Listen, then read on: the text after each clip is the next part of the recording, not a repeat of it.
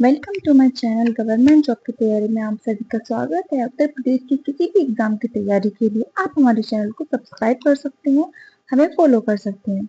तो UP RO ARO की इस सीरीज में आज हमारा टॉपिक है विलोम शब्द। हम इन्हीं विपरीतार्थक शब्द कहते हैं। तो हम विलोम शब्द पढ़ने जा रहे हैं और हिंदी के अदर कंटेंट के लिए आप हमारे चैनल को फॉलो कर सकते हैं। आपको हम सभी प्रकार के कंटेंट प्रोवाइड करा देंगे। तो सबसे पहले हम इसकी परिभाषा देखते हैं। वे शब्द जो किसी दूसरे शब्द का ठीक उल्टा या विपरीत अर्थ बताते हैं उन्हें विलोम शब्द कहा जाता है। विपरीतार्थक शब्द भी कहते हैं। अब हम देख लेते हैं कुछ सामान्य उदाहरण। उसके बाद हम कुछ इम्पोर्टेंट विलोम शब्द तैयार कराएंगे।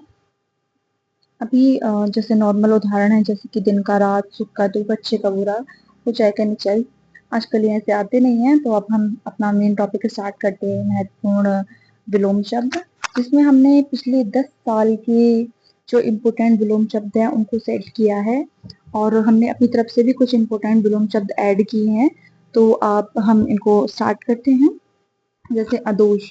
अदोष का अर्थ होता है मतलब दोष रहित, जिसने कोई दोष ना किया हो, का विलोम शब्द होता है सदोष। इसके बाद है अनुरक्ति। अनुरक्ति का विलोम होता है विरक्ति। इसके बाद है अल्पज्ञ, यानी कि जिसके पास कम ज्ञान होता है, अल्पज्ञ उसे कहते हैं। बहुज्ञ जो ज्यादा ज्ञानी हो। इसके बाद आता है अनुलोम। अनुलोम का विपरीत होता है प्रतिलोम। इसके बाद हम देखते हैं अनुग्रह। अनुग्रह का जो विलोम होता है वो होता है विक्रय। अनुरूप, अनुरूप का एक जगह दिखने वाला, प्रतिरूप अलग दिखने वाला, इसका विलोम होता है प्रतिरूप या अपरूप।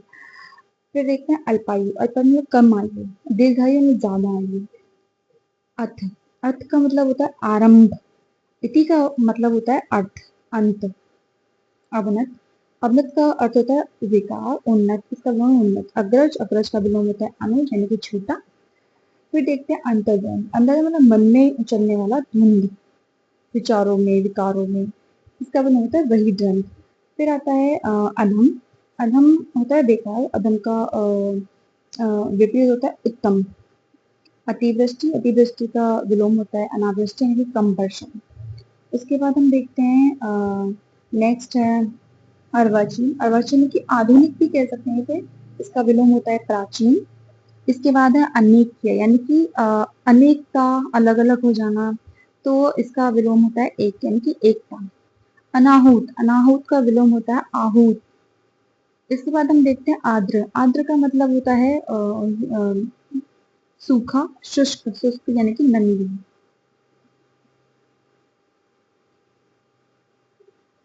अदोष। अदोष शब्दों से दोबारा से रिपीट हो गया है, तो आप इसका रिवीजन कर लेंगे।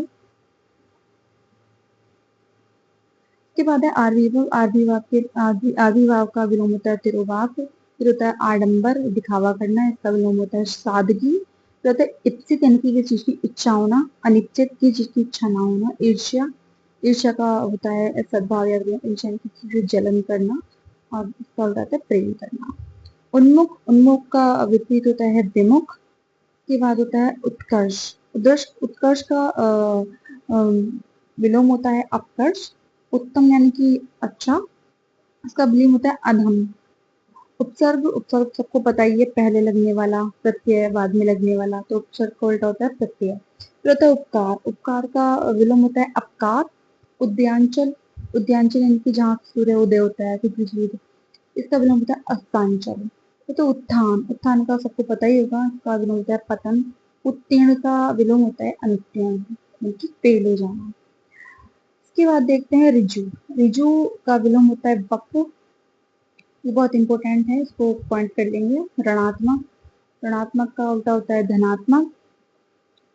फिर नेक्स्ट है हमारा एकाग्रता। एकाग्रता का जो वो होता है विलोम, वो होता है चंचल। ऐहिक। ऐहिक का विलोम होता है पारलौकिक। इसके बाद है ऐश्वर्य। ऐश्वर्य का विलोम होता है अनैश्वर्य। फिर हमारा कृतज्ञ का, किसी चीज का उपकार मानना किसी इंसान का, इसका विलोम होता है कृतज्ञ। कनिष्ठ यानी कि बड़ा। ज्येष्ठ छोटा। कपटी। कपटी का विलोम होता है निष्पाप, निष्कपट, जिसमें कोई कपट ना हो। उसके बाद नेक्स्ट देखते हैं करुण। करुण का जो विलोम होता है वो भी होता है निष्ठुर, बहुत बुरा मन का। कर्कश, कर्कश का होता है मधुर। कुसुम, कुसुम जो होता है वो एक फूल भी कह सकते हैं, बहुत कोमल, इसका होता है बजने के लिए भारी। कर्मठ, कर्मठ का विलोम होता है अकर्मठ या आलसी। इसके बाद देखते हैं, इसके बाद है कीर्ति। कीर्ति का जो है अपकीर्ति। इसके बाद देखते हैं कलुष। कलुष का है निष्कलुष। इसके बाद नेक्स्ट है कृत्रिम, यानी कि होता है जो इसका विलोम होता है प्राकृतिक, नेचुरल। कल्पित, कल्पित का विलोम होता है वास्तविक। फिर हम देखते हैं नेक्स्ट खंडन। खंडन का होता है मंडन की तोड़ना, मंडन जोड़ना। खरा, खरा का विलोम होता है खोटा। उसके बाद हम नेक्स्ट देखते हैं गत का आगत यानी कि आना, गत जाना। उसके बाद है गरल। गरल का होता है सुधा। गर्त, गर्त का जो वो विलोम होता है कटक। गृहस्थ, जो घर में रहकर जीवन व्यतीत करता है उसका विलोम होता है सन्यासी। गणतंत्र, जहाँ जनता द्वारा वोट किया जाता है और एक नेता बना तो उसका विलोम होता है राजतंत्र। घृणा, घृणा का विलोम होता है प्रेम। चेतन, चेतन का विलोम होता है अचेतन या जड़। चिरंतन का अर्थ होता है निश्वर। चिंतित, चिंतित का विलोम होता है निश्चिंत या बेफिक्र। चुस्त, चुस्त यानी कि जो फुर्तीला होता है उसका विलोम होता है सुस्त, यानी कि जो बहुत लेजी रहता है। जड़ का होता है जड़ बुद्धि कहते हैं, ये चेतन होता है, इसका विलोम होता है चेतन।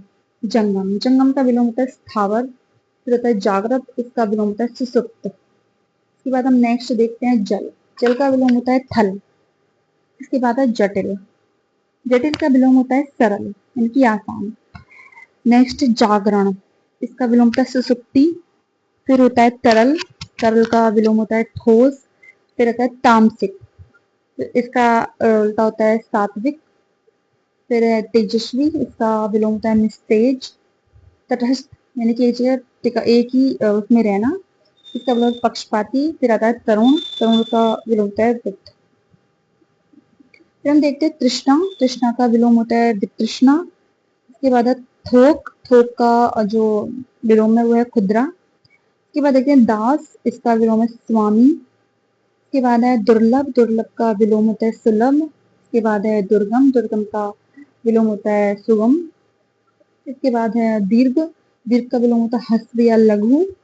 नेक्स्ट है दिवा यानी कि दिन, इसका विलोम होता है रात्रि यानी कि रात।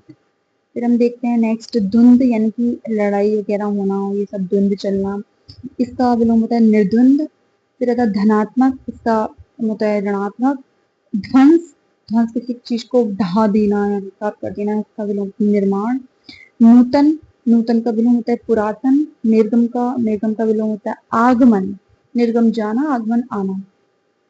नास्तिक का यानी ईश्वर को ना मानने वाले, इसका विलोम होता है आस्तिक। नीरस का होता है